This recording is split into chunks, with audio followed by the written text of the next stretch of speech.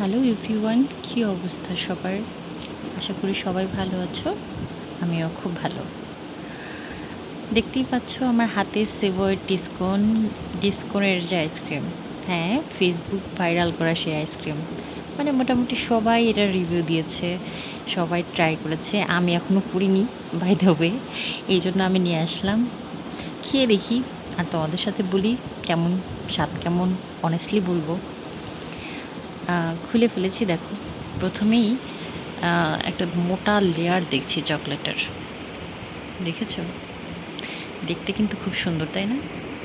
উপরে nut cramp দেওয়া আছে।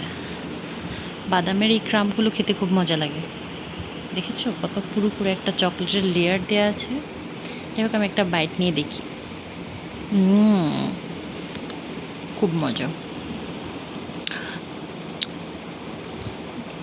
চকলেটটা মুখে খুব লাগছে, সাথে বাদামটা, দুটার কম্বিনেশন জোস। আর এই যে সাদা লেয়ারটা অনেকটা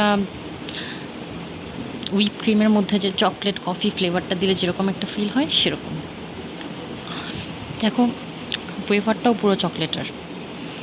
আই হোপ নিচেও এরকম চকলেটের লেয়ার পাওয়া যাবে। Let's see. আবার একটা বাইট নিয়ে দেখি।